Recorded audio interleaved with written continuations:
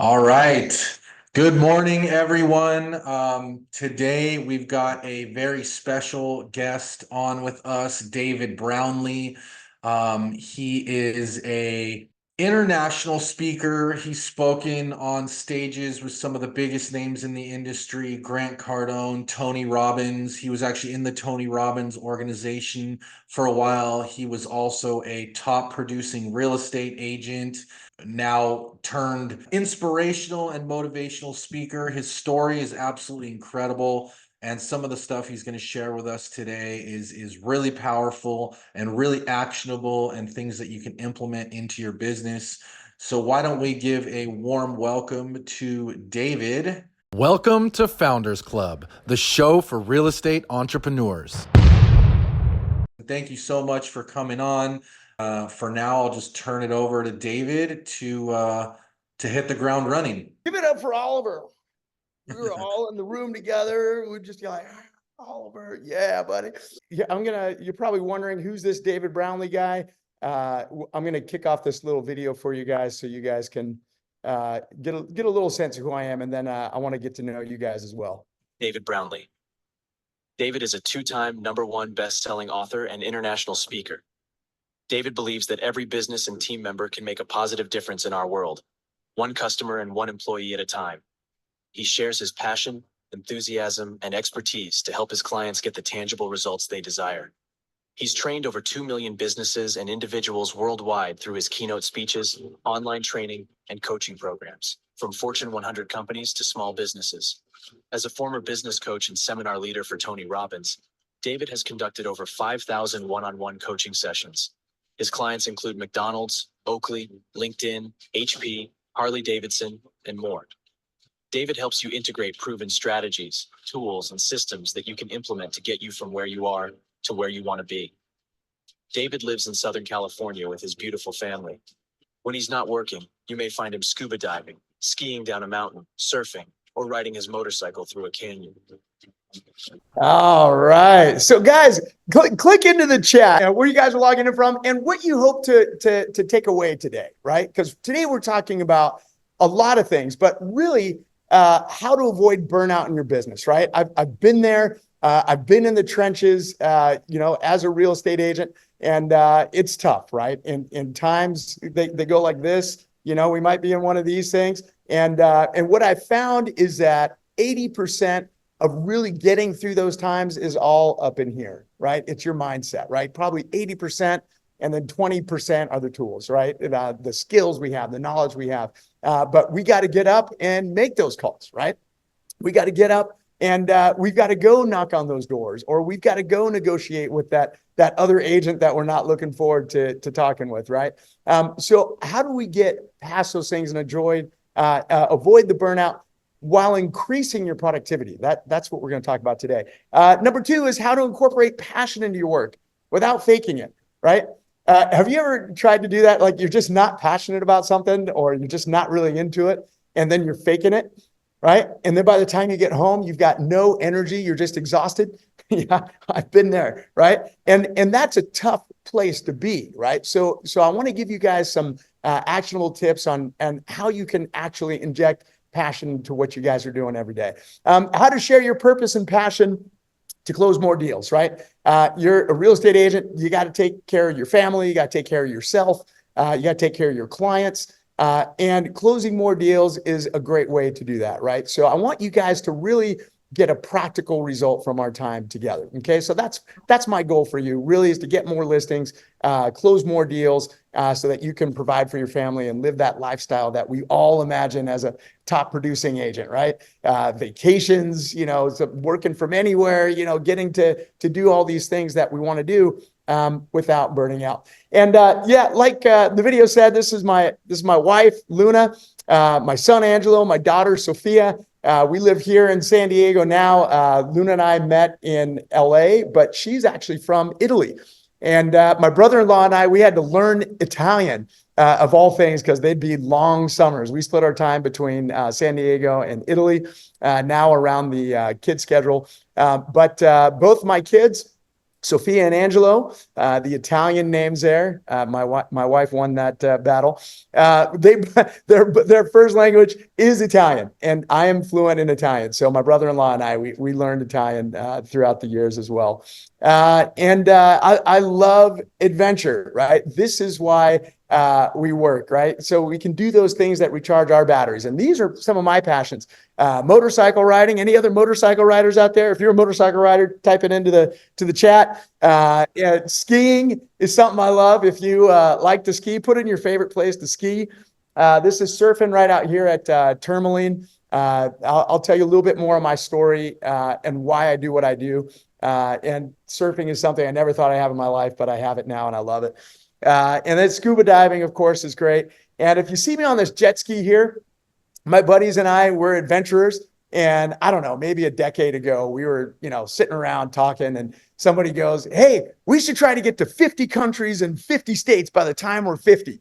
This is a lot of years ago. And I was like, dude, that sounds insane. Let's do it. Right. So this is my 50th state, which was Alaska. We went 600 miles on jet skis from Ketchikan, Alaska to Juneau, Alaska. Everything I own on that trip is in that jet ski you see in that picture right there. So absolutely insane, but we had to do something fun. And then just a side note, my 50th country was the Emirates. I'm a big Formula One fan and got to go to the race there. Wasn't happy with the results of the race, but it was an awesome time with the family. So why do I do what I do? Why am I in the industry I'm in? And I think this is a good place to start because it really explains the life lessons that I've pulled out. And this is what we're talking about today, the fulfillment equation. February 15th, 2008, I'll give you the short version. My life changed forever. My wife and I moved down to Central America, to Nicaragua. I was in the entertainment industry for about 10 years. I built up a company where we did a lot of live events, special events. We had the movie studios. We did a lot of corporate events. We were based out of Beverly Hills, and I sold that company. And we just went on a life sabbatical. And I had some friends who were living down there who said, man, this is absolutely amazing, right? So if you can imagine the white sand beaches, the palm trees, even the smell just smelled like vacation, right? It's like some sort of vacation smell that's down there. And this is where we lived in San Juan del Sur, where all the cruise ships come into port.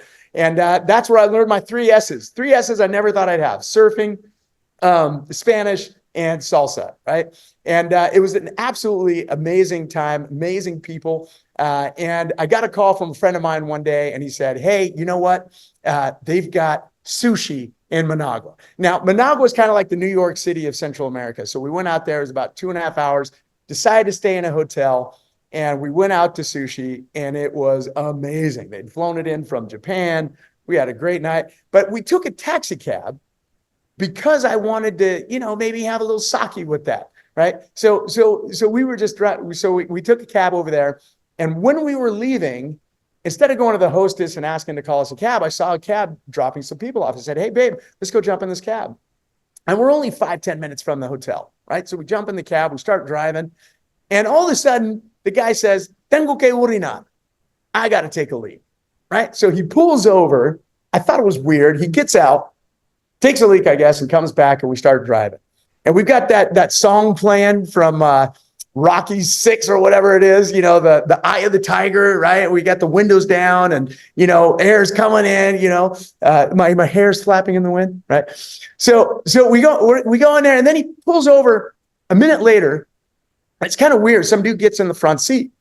Now, it was a little bit odd, right? But there's something called a cooperativo in Nicaragua. So this guy gets in the car, and very friendly, whatever. And it's kind of like an Uber ride share, right? We're like, it's weird, but okay, whatever.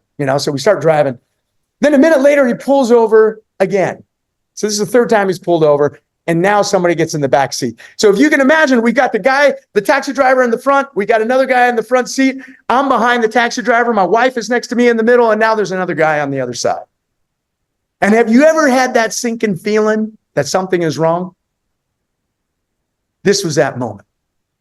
All of a sudden, the guy in the passenger seat, in the front seat, he pulls out a handgun, puts it in my face, and says, La Plata, La Plata, La Plata. Give me your money. And in that moment, I grabbed the gun because I knew he couldn't shoot me. But what I didn't realize was his buddy was sitting right next to my wife, and he pulls out a knife. He comes at me, he catches me right here. I moved, he catches me here. He comes back again and shoves it straight into my thigh. And he pulls it out, blood squirting everywhere. And in that moment, I knew we had to bring the temperature down. And as funny as it sounds, everything I've learned from being in the real estate industry, like negotiation, influence, communication, right? Working with people, right? And all of these things came to my mind, and I had to talk down this situation. And my wife is okay. And most people would think like, this is the worst thing that's ever happened to you, right? And at the time, it felt that way. And now when I look back, I had a lot of things that happened. Like they say, when you're in a near-death experience, your whole life flashes before your eyes. And for me in that experience, it was more like questions. You know, did I do enough in this life? Did I help enough people? Did I make enough of a difference? And I didn't like the answers I had. I was like, I can do more. And that's what gave me my purpose to come do what I do today.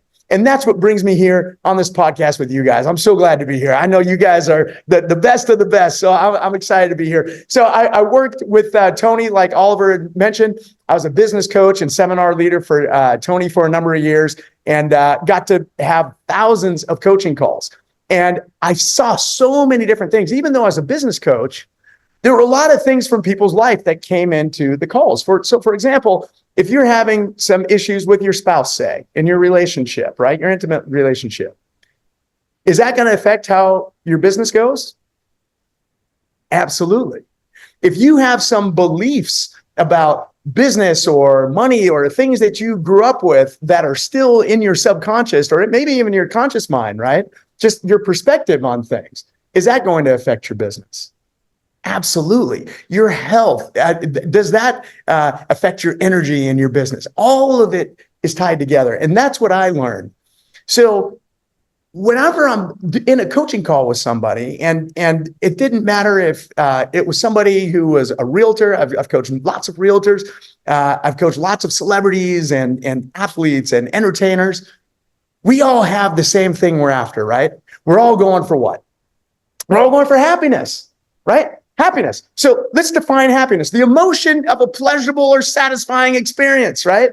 Some experiences we have. Like for me, I lived in LA, and, on Friday night, we'd want to go out to the hottest new club in Hollywood or something, right? And go out, we drink or whatever. We have a good time with our friends and whatever it is. And then, Sunday morning, you don't feel so great, right? And then you go through the weekend and you've got these happy times, right? And of course, now we've got social media, which sometimes can make us happy. Most of the time, it's not designed to do that. But there's these happy moments, right? It might be a birthday party or a vacation or time with family, right? And that makes us happy. But what happens on Monday morning when you go to work, right? And you've got all this stress piled up, not so happy, right? So I want to ask you a question. What is it that we could really be after? I mean, happiness is great, but it's not realistic to think that our whole life is going to be happy, is it? It's not, right? There's going to be some challenges, right? It's like when you pull into a parking lot and you see a speed bump there, there's supposed to be a speed bump there, and you get over the speed bump, right? You could go over it, you can go around it. But what do we know about speed bumps? Oh, there's probably another one coming up. Isn't that true? Right? So happiness is great, but what do we do during those tough times when we wake up and we don't feel like making the calls, right? When we are in an argument with our spouse, or, our finances aren't where we want our finances to be, or we don't have the energy because our health isn't where we want our health to be, right? I think there's something more, and I think it's fulfillment. Feeling that one's abilities and talents are being fully used, right? Because I believe that happiness is fleeting and fulfillment is long lasting. Why? Because if we're fulfilled with our lives, right? Fulfilled with ourselves, fulfilled with our work, that's what gets us through those difficult times to the happy times, right? So as we're going and we know there's that obstacle, there's that speed bump, that hurdle we're trying to get over, it's the fulfillment of knowing we're on purpose that gets us through that. So here's some of the challenges some of you guys might be going through, right? Other commitments outside of our goals, right? How many parents are out there? If you're a parent, type into the chat, me, right? Parents, there's so many things, right? My son will come up to me and he'll say, you know, daddy, daddy, daddy, daddy, daddy, daddy, daddy, daddy, daddy, daddy, daddy, daddy, daddy, daddy, daddy, daddy, daddy, daddy, daddy. I'm like, what? How are you, buddy? And you can just be like, nothing. They just want your attention, right? There's lots of things that are pulling at your attention. It could be your kids, you know, it could be feeling like you're burnt out or overwhelmed or struggle to manage your time, low energy, right? Procrastination. Any procrastinators out there? I've got two hands and a foot up. I'm working on a course that we're going to shoot for LinkedIn. Right. And there's so many different things pulling me different ways. I feel like I'm procrastinating. Lack of motivation. We're not sure where to find support, right? Like all of these challenges are happening in your business right now, yet you still have to feed your family. You have to find a way to get to those goals, objectives, and targets, right? So I want to introduce to you guys the fulfillment equation. This is something that I've been working on for a number of years. I've been working with some great researchers. Dr. Robert Waldinger, he's at Harvard. He is directing the longest study on happiness in the world that's ever been done. It started in 1938, I want to say. Yeah. And some other great professors on purpose and passion, right? Because I really want to know, what is it that helps the top performers get to the top, even when we know the road is hard, right? We look at somebody who's famous or somebody who has a lot of money, right? And they've made it to a certain point. And I've coached enough of these people to realize that the money isn't it, right? They're not fulfilled in their lives. There's more to it. And so once we just shift their perspective, they realize, okay, I can put my energy here. I can put my perspective here and change the meaning of what's happening in my life. And then start to actually feel fulfillment, even on your way to your goals, even if you haven't achieved your goals yet. Because what do most of us do? We say, hey, I've got this goal, and if I make $1 million, then I'll be happy. Then I'll be fulfilled. Or if I meet that person of my dreams and I get married, and then I'll be happy. Then I'll be fulfilled. But what about the meantime? How you feeling in the meantime? Right? If you're waking up and you're dreading things and you're just like, let me get on my phone just to get out of the pain that's going on, and right? So this is the fulfillment equation. The very first thing that we need to talk about is your purpose, right? Because I believe once we have purpose plus passion plus relationships, that equals fulfillment. That's the equation. And if you guys are on here, take some notes, okay?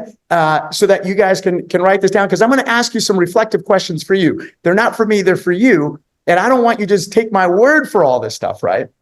I want you to try it. I want you to implement it and get a result for yourself, okay? So the first thing is purpose. So this is from Inc. magazine. Laura Garnett wrote this article, and she found that only 42% of Americans said they felt that their employer's values matched their own, and only 14% said they had a strong alignment of values with their employer. Finding your purpose can be a major driving force in achieving fulfillment at work, right? Because there's fulfillment in our work and there's fulfillment in our lives as well. Right? And what I believe is it doesn't have to come through your work, but boy, it makes work so much better, doesn't it? If you can have fulfillment there and passion. Okay, so let's talk about your beliefs. What were you raised to believe, right? What do you believe about your business right now, right? What do you believe about it? Is it hard? Is it frustrating? Is the market going down? Are there too many lawsuits? Is there, what do you believe about it right now? Right? Or do you believe that your job is amazing?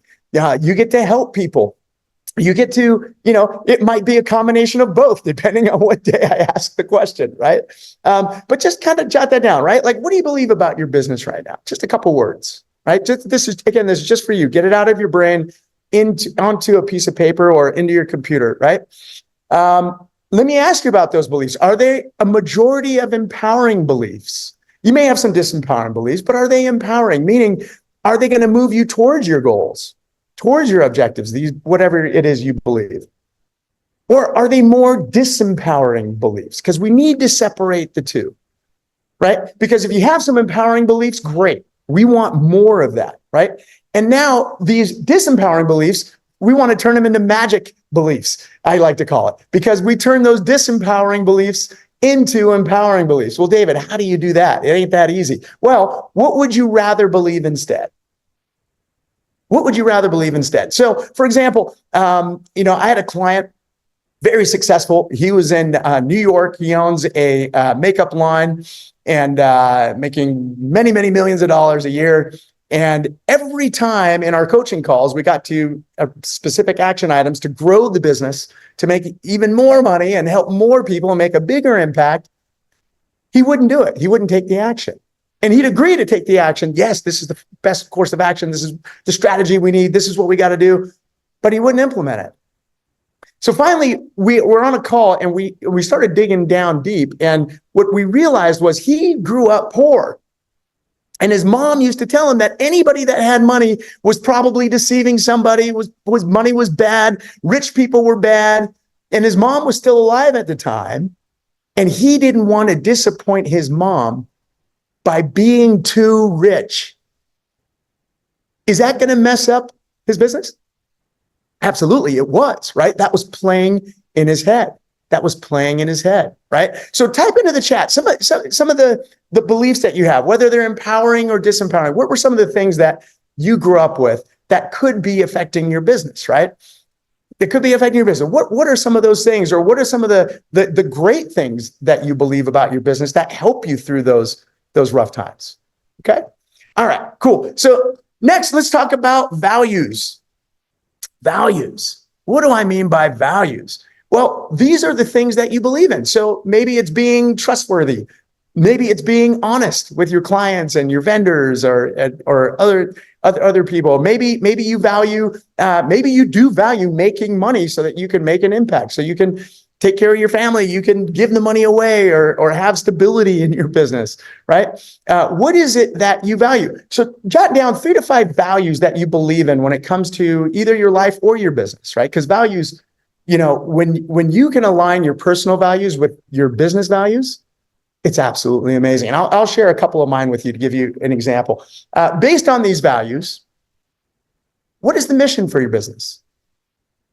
Why are you in real estate? What are you doing? What do you get out of it? What are you giving to your clients? What are you giving to the world, right? What are you putting out there, right? So what is your mission? You may not have ever thought about that, right? This might be the first time you're thinking about it, but I want you to think about that. Why is that important to have a mission? Why do you think it's important to have a mission? Anybody can just pop into the chat. Why do you think it's important to have mission and values that guide your business? What do you think? What are some reasons? Just pop them into the chat there. And then number 3 is, what is your vision? What do you visualize? Like when you sit and you visualize your business, you're like, what is it that I want to accomplish? The founder of Subway was having a conversation with a friend of his. And he wrote down some crazy vision, like, I want to make $1 billion or something. I don't remember exactly what it was, but he literally wrote it on a napkin, right? And he wrote that down on a napkin. You could probably Google the story. And that vision became a reality, right? So we have to be clear, at least to visualize what we want, right? What are the values that are going to guide us? Because you're going to have to make a lot of decisions along the way. Isn't that true? So if you've got a goal that you want to achieve, you're going to have to make decisions that are either going to move you towards that goal, keep you stagnant, or even move you away from that goal.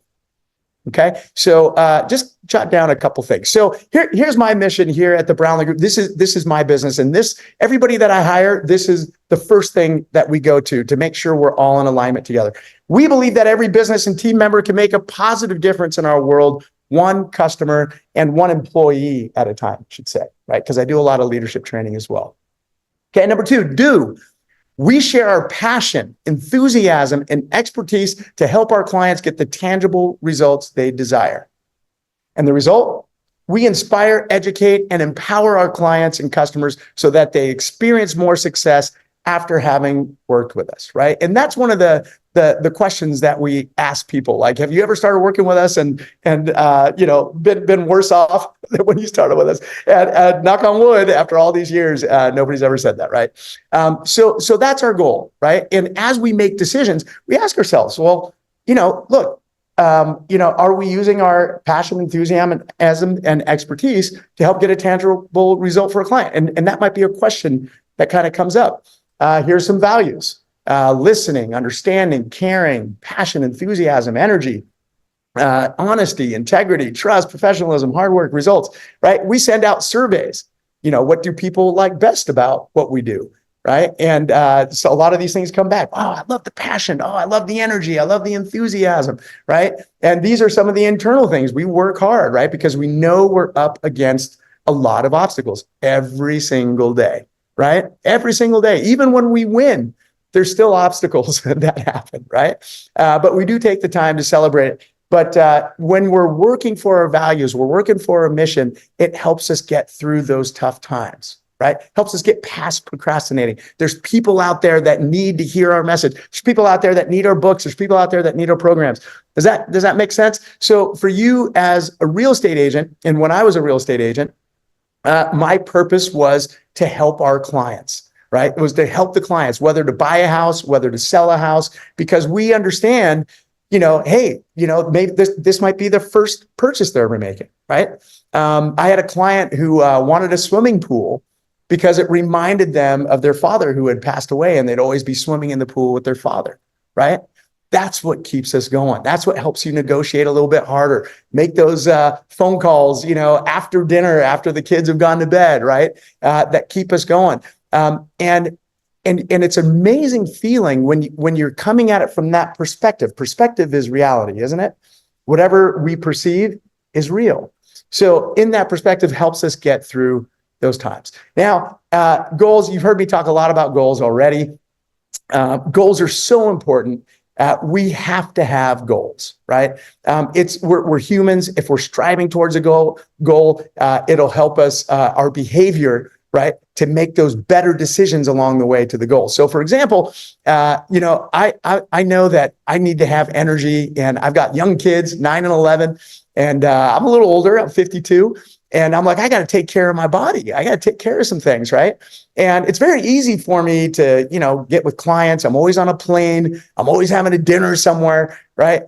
So I hired a trainer based out of LA. I'm like, I'm going to get on this 16-week program. And I go, give me a great program, but give me something that's sustainable, not just a flash in the pan diet, right? And so we set some pretty hairy, audacious goals. My goal was to be as lower body fat than I was when I graduated college, right? So every week I know that I'm going to get on this thing called an InBody. It's going to get my body fat, my muscle mass, all these different things, right? And I'm going to happy hour with my buddies and happy hours with clients, and I'm getting a soda water on the rocks with a lemon, right? Helps me make those better decisions because I've got a goal. Does that make sense? Right? So I've got a goal, I've got my values, I've got my purpose, and you need to ask yourself, what is your overarching goal you have this year? If it's make more money or sell more houses, you got to get very specific. I want to sell X amount of houses or X amount of more houses, right? Or get X amount of listings. Be very, very specific, because our brain then can actually get after it in a much better way, and you'll make those decisions. Why is that goal important, and what impact will it have? Now, this is that driving motivation, right? Because we're motivated to do everything. Even if we're motivated to sit and scroll Instagram, We're motivated to do that. We're motivated to sit and watch Netflix, right? And binge our favorite show. We're motivated to do that. So the question is, how do we motivate ourselves to do the work that we need to do, right? So having those values, having the mission, having an actual feeling of, hey, we're making a difference, right? Those things motivate us. And writing down 3 to 5 things like reasons why it's important, and what impact you're going to have. You put it up on your desk, right? On your work area. Put it on your screensaver to remind yourself why you're doing it. Simon Sinek is a great leadership coach and expert, and he says start with why. Right? We're humans. We want to know why. Okay, especially if you're running a team, and you set a goal for your team. Let them know why you set that goal and the impact it's going to have, either on yourself, right, on your company, right, on your clients. Okay. All right. I'm rolling through this because I know we only got an hour. Like, I'm excited but I'm challenged because it's such a short amount of time. So I want to give you guys an action item here. Okay. If you want to take a screenshot of this, take a screenshot of this. I'm sure this replay will be back up. But I want you to write out your specific goal. Okay. You might already have one, right? You should be reading that goal every single day when you start your day. And number 2, write out 3 to 5 reasons why it's a must to achieve it. You want to start activating your brain, start building these new neural pathways into achieving this goal. Okay. It's not a tools thing. Trust me, it's not a knowledge thing. It's simply a brain thing, right? Our brains were designed to protect us, not to help us achieve our goals, unless it's running away from a saber-toothed tiger or something, right? Okay, so write that down, and then write out what you need in order to achieve it. Okay, it might be coaching, it might be some more training, it might be getting a partner. It might be getting a mentor. It might be joining a team that's already having success, right? Write out, what do you need? Okay. And number 4, take action today to begin moving towards that goal. This is a great practice. I do it every day. When there's things I don't want to do, I just do it immediately. Even if it's the smallest thing, maybe just sending an email, sending a text, making a phone call, DMing somebody that can help your business, right?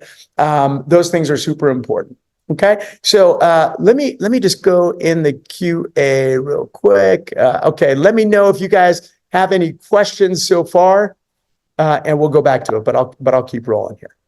Okay, so the fulfillment equation, right? Purpose plus passion plus relationships equals fulfillment. So what about passion? Let me ask you a question. What are you passionate about? Outside of politics. Okay. What are you passionate about, right? A lot of times when I work with teams, corporate teams, we talk about their hobbies or their pastimes or something they've accomplished that somebody might not know about them in their past, right? We've had Olympians, NFL players. We've had all types of people that you might not even know, right? But there's a passion that they have. We've had dancers, all types of different people, musicians. What are those things for you that you enjoy, right? What are those things that you guys enjoy? And I know that we think about, our passion and stuff. Well, look, I've got kids. I can't afford to do that. But if you want to avoid burnout and you want to be more productive, you have to fill up your own batteries. Isn't that true? Right? Because when you're filled up, you've got more to give. Because when you come out in your day, and imagine you've got my hand's a piece of paper, right? You get that call from, an upset customer or an upset client. Boom, takes a little piece of paper away from you, right? And then you've got, that other agent, you got, screaming at you on the other line. Boom, takes a little piece of paper off, right? So if you have no gas in your tank in the beginning, you've got nothing to keep you rolling. Okay. So up to 87.7% of Americans in the workforce is not able to contribute to their full potential because they don't have passion for their work. Less than 12.3% of Americans' workforce possesses the attributes of worker passion, right? So this was a study that Deloitte did. You can look it up, Passion at Work, by all these fine folks right here. And I find that it's so true, right? We have to find ways to inject passion into what We do. So there's a real estate agent who didn't like making phone calls necessarily, right? Sitting in his office, putting on his headset, making phone calls, right? And I could relate to that. So he had to figure out a way to inject his passions into his work. And for him, he loved golf. Any golfers out there? If you're a golfer, just type into the chat, I'm a golfer, right? If you're a golfer, right? Any golfers out there? So what he did, this is pretty cool. If you're a golfer and you love golf, he would put on that headset and he got one of those little putting greens, right? So he would make his calls while he's putting, right? And every now and then you might hear a little tink, like the customer or the client or the prospect would hear a little tink and he'd be like, oh yeah, it's nothing, right? So they're doing that, right? I coached another guy who's very high-end advertising sales executive, right? And he was just getting burnt out on making calls, right? Because he was selling for online and magazine advertising, right? It was very tough. So living in New York. And so I said, well, what is your passion? He said, heli skiing. This guy likes helicopter skiing, jumping out of a helicopter. I'm like, dude, what's that like? He's like, oh my God, it's amazing, man. I get right to the edge and my heart's beating through my body and I just get this smile on my face and then I jump out of the helicopter on my skis onto the snow and I ski down. I go, capture that feeling right there.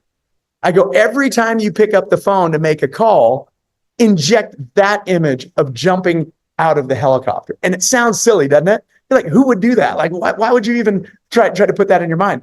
Guess what? It worked. I'm telling you, the brain is a funny thing. That's why I say 80% of our productivity and the things we do, they start here. It's not the skills. It's not the knowledge. You guys have probably forgotten more tactics about getting deals than most people will even learn, right? You guys are the best of the best. Okay. So we have to play with our brains and trick our brains into enjoying what we're doing or having passion what we're doing. Okay. Does that make sense? Are you guys with me? I wish we were all in the room. I could see your faces right now, right? If you're with me, say I'm with you in the chat. Just say I'm with you in the chat. Just because I'm sitting here in a studio. Okay. So a lot of times we talk about our weaknesses. What do I need to overcome with my weaknesses? Like what are my soft spots? You know, I'm not good at speaking, or I'm not good at math, or I'm not good at sales. I'm not good. I'm bad. I'm terrible. I'm horrible. How does that make you feel when you feel that way about yourself? Right? When you say, I am bad at something, or I am terrible at something, guess what? You're stifling your ability to be good at something. So let's start with your strengths. What are you good at? What are your superpowers in general? Maybe it's talking to people. Maybe you're super empathetic. Or maybe you're a numbers person, right? Maybe you're an expert negotiator. What is it for you? What is it for you? What are those superpowers? Write them down. Go ahead, brag a little bit. It's just for you. It's only for you, right? Write them down. What are some of those things, right? What activities are you best at? What activities are you best at, right? So for me, I learned early on, it's funny, when I was a kid, I was terrified to speak in front of people. I mean, the teacher would call on me and, I'd get this pit in my stomach, right? My hands would start sweating and I'd try to speak and my voice would come like this. I was a little guy, but still my voice was like 10 octaves higher, right? It was the worst. I hated it. And then I think I was in 8th grade. I had to do a speech in an English class. And I got up and I just got into it and I really enjoyed it. I was in the flow. And got, all types of applause. And the teacher came to me afterwards, Miss Crawford. I'll never forget Miss Crawford. Have you ever had a teacher that really made a difference in your life? Right? So it was Miss Crawford for me. And she said, wow, that was an amazing speech. I think you should look into doing something more where you're speaking. Right? And so now, like my strengths, my superpower, like you could put me on a stage in front of 5,000 people and I feel great. Right? I feed off the energy from the audience and the give and the take and the back and the forth. Right? And it's super energizing for me. So a 60-minute feels like 6 minutes to me. Right? That's my flow. That's my superpower. Now, what is yours? What's your superpower? Something that you can do that where time stands still. It could be a sport. It could be basketball, it could be tennis, it could be playing the piano or the guitar, it could be dancing, it could be taking a walk in nature, right? It could be just playing in the water, right? It could be watching Netflix, literally. Like it could be anything. What are those things that you're best at, right? And time just stands still while you're doing it. Okay. What do you love to do or used to love doing, even if you're not getting paid for it? Hobbies, pastimes, sports, etc. It's really important to figure out what these things are. And there's a couple ideas I have for you. Number one is play with your mind, right? And how can you inject that into your business, right? So for example, a real estate example, my wife and I used to be part of the San Diego Triathlon Club, Tri Club, and we would do triathlons, right? And we train with people. You know, we're going to talk about relationships in just a second here. We would train with people and we loved it. And it was motivating for us, inspiring, you know. But there was a real estate agent, a smart guy. He's like, I love hanging out with people who do triathlons. So he would sponsor the hats, the swim caps, right? Everybody's got to wear a swim cap during the triathlon. And there's these big triathlons. He would provide the swim caps and it had his name and his real estate business, right? On those swim caps. So now he's not only getting an amazing amount, like an extraordinary amount of customers, right? But they're people he already knows, likes, trusts, you know, and vice versa, right? These are people that he's part of a group with, right? And so we'll talk about that. But that was his strengths, right? And learning, and I put learning in here so that if you're kind of stuck, you're like, those passions, I don't even have those passions anymore that I used to have. Well, what is it that you want to learn? Is there something you want to learn? Is there something you want to engage with nowadays, right? So what have you learned in the past that you thoroughly enjoy, right? Or what skills or knowledge do you want to learn in the future? Just jot down a couple of things, even if they're ridiculous. I want to be a bull rider. Okay, great. Write it down. Okay.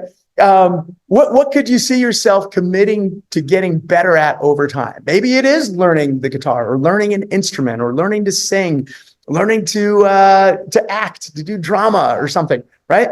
Improv classes, you know, it could be anything. Write something down, right? It's easier than ever to learn different things.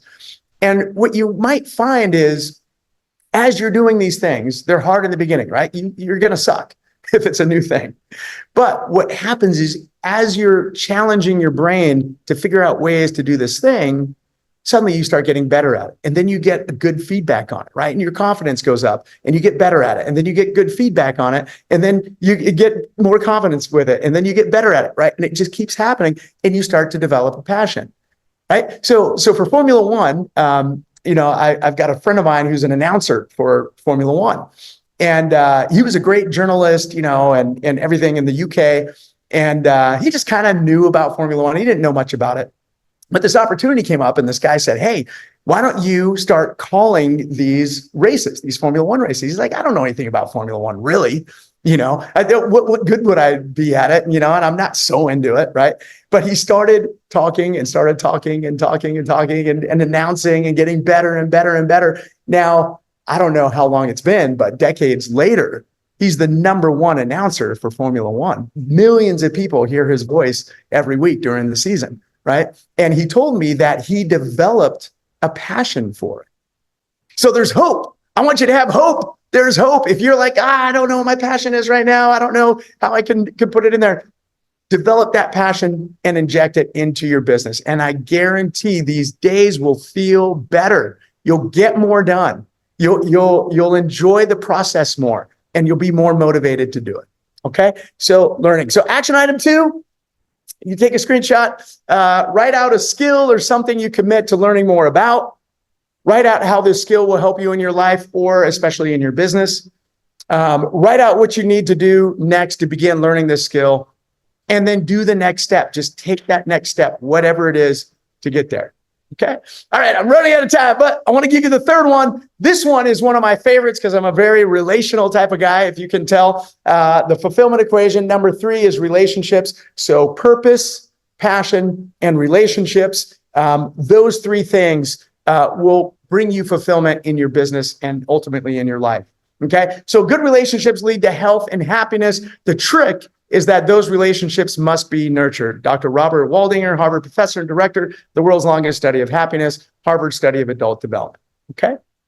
All right. So relationships, what are we talking about with relationships? Are we talking about intimate relationships? Are we talking about relationships at work, with our colleagues, with our friends, with our family?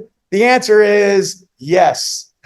Relationships, every relationship matters. But when it comes to your real estate business, I want you to start thinking about relationships that can refer business to you, or they can become a client, right? Who are those people that you need to have relationships with? Well, it might be mortgage brokers, right? It might be, other real estate agents, right? It might be real estate attorneys. It might be just your friends that you know, right? Friends at school, or people that you know, because everybody could potentially buy or sell a home, right? What are the associations you're a part of, right? What are the groups you're part of? You might say, David, I'm not part of any associations outside of, SDAR or something, right? Well, let's go back a couple slides to your passion. What are you passionate about? Hiking, right? So maybe you join a hiking club and you guys are hiking and you're enjoying hiking. But these are the people you're talking about your business. Because listen, two things always come up when you're connecting with somebody just on a regular basis, right? How's your family, right? And how's work? Isn't that true? They're just natural parts of conversation. So whenever somebody asks me about how work is, I say, oh my God, I'm so excited. This is what I'm working on, right? And for you, you might say, gosh, I'm working on hitting my goals. I'm trying to get 3 more listings this month. Oh, by the way, do you know anybody who might be interested in listing their home? Maybe a friend or your dentist or somebody, right? And it's just a total natural conversation, right? So you're not doing the MLM thing, being all vague and weird and creepy. I got some of those calls over the last few weeks. So so just being natural, right? But you're building relationships. I'll give you an example. One of my courses that I've been teaching for a very long time for big, large corporations is presentation speaking, right? How do you put together a power presentation, I call it, right? So it might be for your clients, it might be for your team, it might be for your company, your organization. It depends, right? But I've put together a framework that I use, right? And so I was talking to a friend of mine I hadn't talked to in a long time, and he's an executive at a very large pharmaceutical and life sciences company, 104,000 employees globally. And I was talking with him. He's like, well, what are you up to now? I said, oh man, I'm so excited. I'm doing this presentation training, and it's pretty high ticket. And I'm like, I love it. He's like, oh my God, my team needs this so bad. Can you come to Santa Cruz and deliver this training for our people? I was like, absolutely, I could. Right.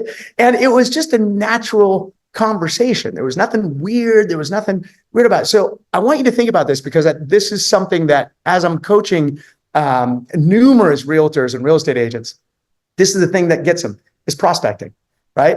And you don't have to type in the chat, but raise your hand to yourself if prospecting can be challenging for you sometimes, right? So this is a way to get over that hurdle, right? Just to have those relationship conversations, right? And think about it. How do these relationships make you feel on a regular basis? I was coaching somebody, she's got a TED Talk. She's a great speaker. She's got millions and millions of views. And a couple of weeks ago, we were on a coaching call, and I said, well, who do you want to speak to more of? And she's very specific. She talks about sugar and diabetes and different things. And I want to speak to more of these companies. I said, well, great. Let's start with the people you've already spoken for and give them a call. And she's like, yeah, just give them a call. I'm like, give them a call. And I used the script that I just used with you. And she ended up, building a relationship and booking another speaking event for the next year. And these are high ticket speaking events. Wouldn't have had it if she didn't make the phone call. Are you guys getting this? Right? Relationships, and it's fun and it feels good. And anything that feels good, I don't care if somebody tells you, some motivational speaker's like, your feelings don't matter. Discipline, blah, blah, blah, right? I love it, right? One of my really good friends is a Navy SEAL. 2 of my good friends are ex-Navy SEALs, right? And that's their kind of mindset, which is great for some people, right? But for the rest of us, right? It's like, we don't talk about our feelings, but if you feel good, are you going to take more action? Yes or no? Yes. Absolutely, especially if it's with people you already like, know, and trust. Now, I couldn't let this go without talking to you about communication. And then, of course, I want to open it up for any questions you have. If you have any questions right now, pop them into the chat, and I'll see if I can get to them as well. So communication, these are 3 ideas to think about. This is something that will help you connect with anyone, anywhere in 30 seconds or less. So for example, McDonald's, this is, I was working with them on customer experience. The very first thing, sec, right? They don't have a lot of time. They have seconds to create a relationship with somebody. That's what I believe. If you create a relationship with a customer or a client, that's going to help you get more deals, right? So first thing is smile. Everybody just smile right now. Just smile in front of your camera, like you're smiling at me. It's kind of weird, right? But it's okay if somebody's looking at you. Just smile, right? Now, the next thing is eye contact. Because when you smile, now you're softening this interaction, right? Now you're making eye contact. You ever been talking to somebody and they just kind of do one of these? Kind of lose them, right? You're like, come back, I'm right here, right?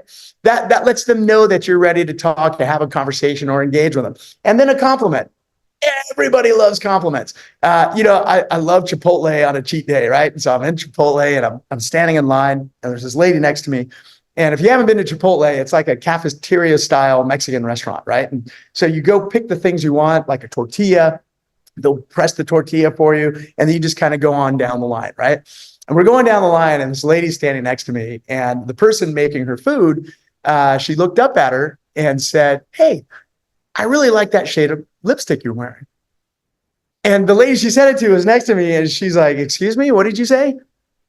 And she said, "I really like that shade of lipstick you're wearing." And she said, "Oh my God, well, thank you so much." And she's just turned red, started smiling, right? And this is what I call the customer service ripple effect, that we all have the power to impact somebody's day. So she tells her this, but she might feel great, go back to the office, and now she's friendlier to her team. Then her team's happy, right? And they go back home and they're friendlier to their spouse.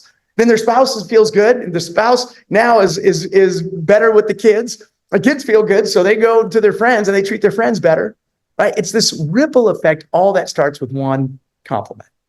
Okay, so I want you guys to think about that when you're building these relationships, whether it's with loan mortgage brokers, whether it's with other vendors, inspectors, right?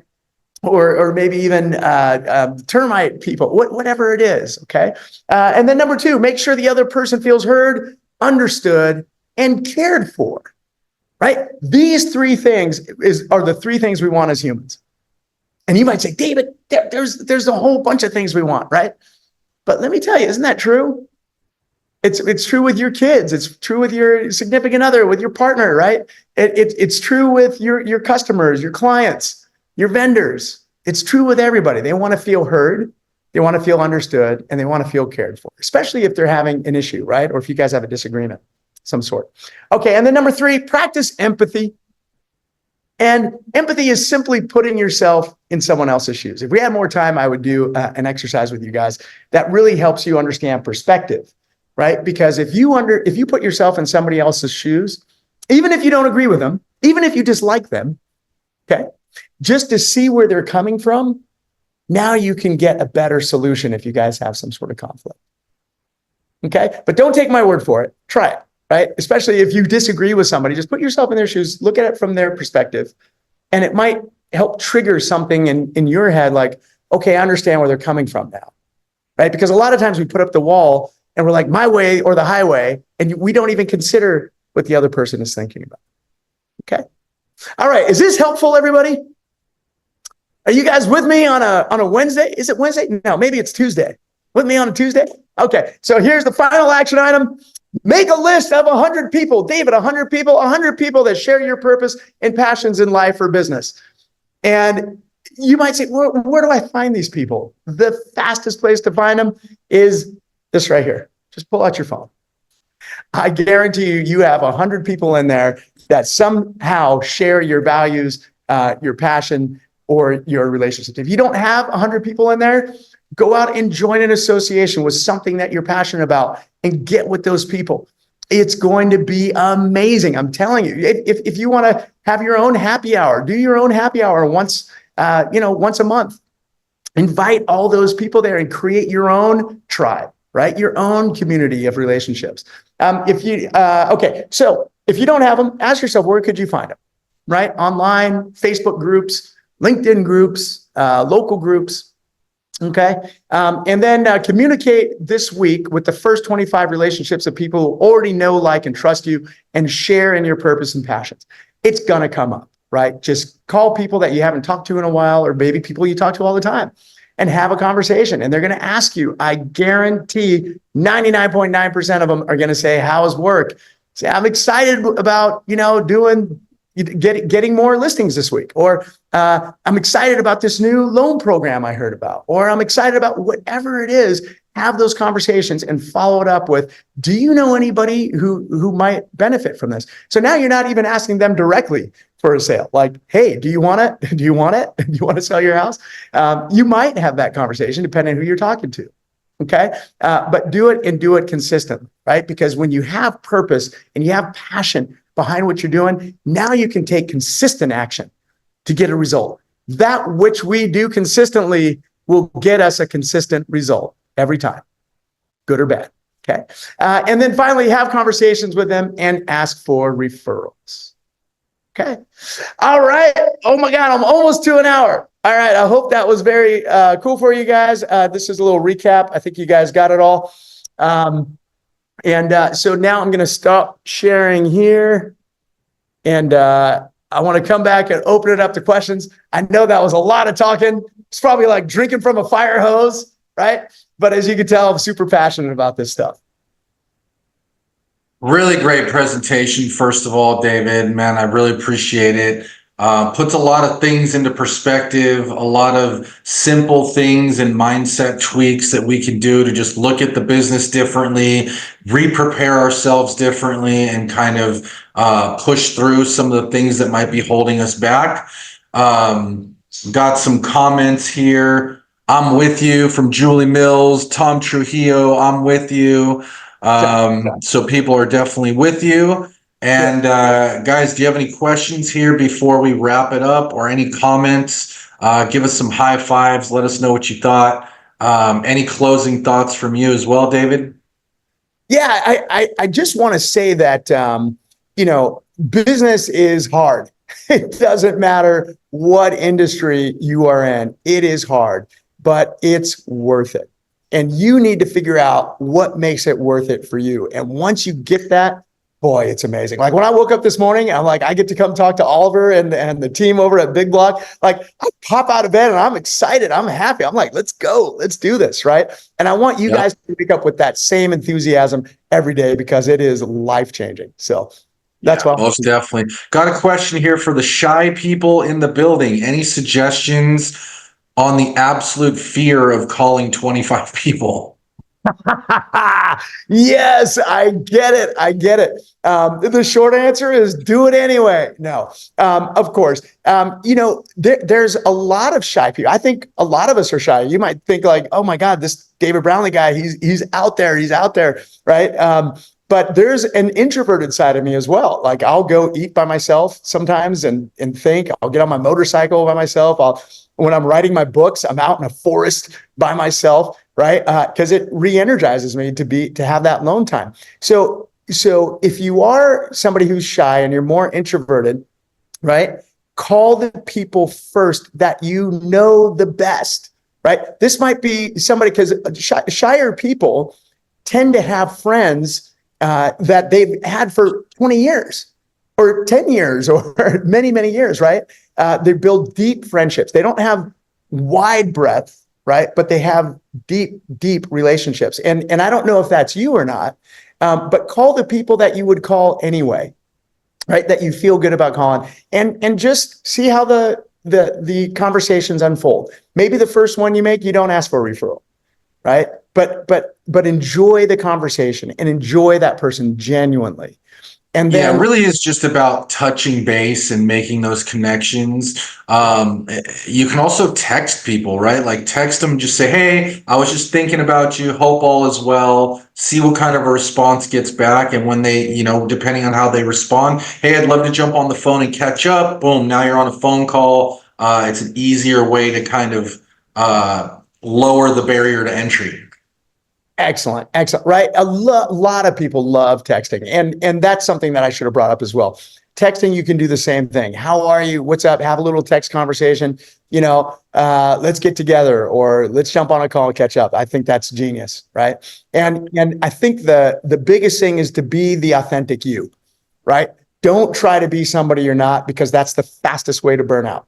Right. Sometimes we have to do that. Right. In different situations, we have to step outside. But that's why I want you to have those hobbies or those pastimes or those passions that you can get into, even if it's just sitting alone watching Netflix for 20 minutes a day, so that you can recharge yourself and get back out there. Hopefully that was helpful for you. Cool. If you guys have any other questions, put them in the chat here before we wrap up. But again, David, just want to thank you for your time. Thank you for coming out, and really appreciate you, man.